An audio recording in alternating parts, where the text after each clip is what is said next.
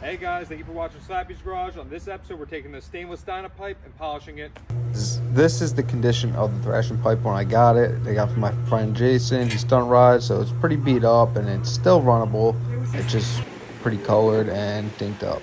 So I'm going to take the Scotch Brite and I'm going to start with brown. I'm going to sand it down with this, get all the heavy scratches out and get the coloring off before I go to the next step.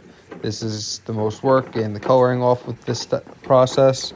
But I chose to do it this way instead of wet sanding because the condition of the pipe. I feel like I could hide more with the Scotch Brite.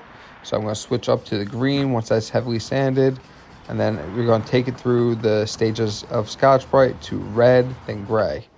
I've done wet sanding and different processes. I find for the beat up pipes like this, the Scotch Brite is the best process to use. And if you want to get fancy, you can use a finishing tool that will cut down your work time by at least half.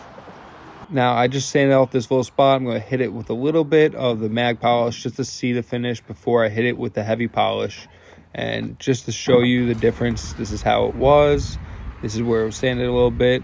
And this is where I just sanded through the grits. You can already see a shine coming through with just a little bit of mag polish. Although I'm not finishing the polish with mag polish, I just did that to show you guys. And I'm going to take you through the steps as quickly as possible because you don't want to see me sand this pipe for 30 minutes.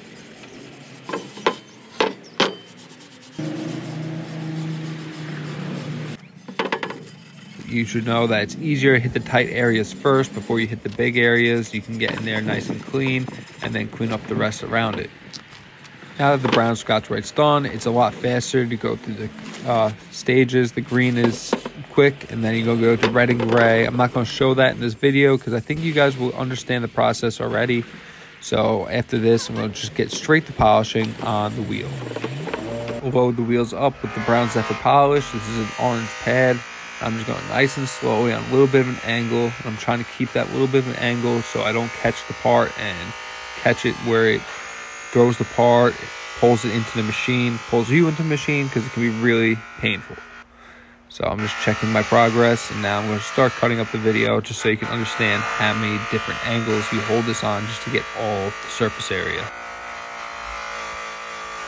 Every so often, you're going to add a little polish to the wheel because you start to see the difference in the finish. You don't want to keep that consistent finish throughout the whole thing. It will show in your final product.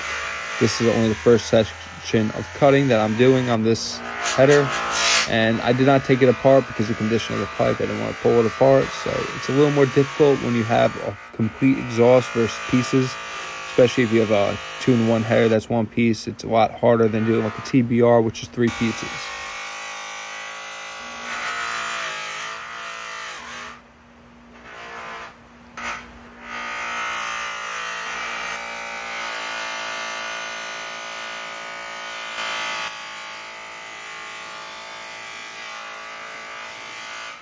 Now, what I don't show with the cutting up is pretty much after every pass, I do inspect where I'm polished and see if I miss any places. And that is green tape over the Thrashin logo just to save it from being polished up too.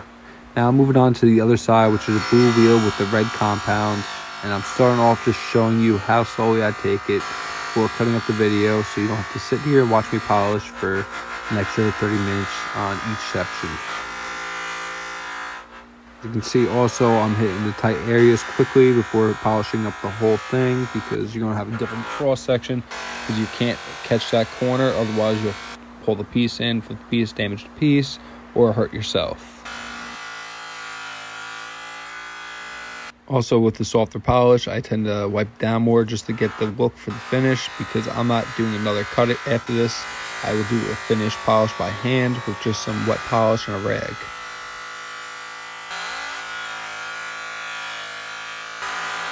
Also watch how close this header gets to the machine. You can see how difficult it might be to get all these angles perfect on your first pipe. It's a little practice makes perfect kind of thing. Now, I'm also not a professional, so if you want to really do this yourself, you can look into how other people do it. But for me, this is the process that really worked great for me was the orange wheel with the brown polish and then the blue wheel with the red compound, and then I did a hand polish with the rag and some of the Zephyr blue polish just to clean it up at the end, get your fingerprints out where you left them. All in all, the process takes a few hours, and the more time you take, the better the outcome will be. You can hit this with a soft feel after with the red polish. I've done that on many pipes also. Now, I do not have the video of me wiping it down with the soft polish and rag, but this is the final finish right before installing. If you are installing it on the bike, you will get fingerprints. I recommend using S-tone and clean off the whole pipe before you start the bike, because they will heat into the stainless and they will show in the outcome. If you like this video, be sure to like and subscribe, and go down into the bio below and I'll show you all the products I used in this video. And if you want to compare the before and after, here's it installed on the bike and all the pictures from before.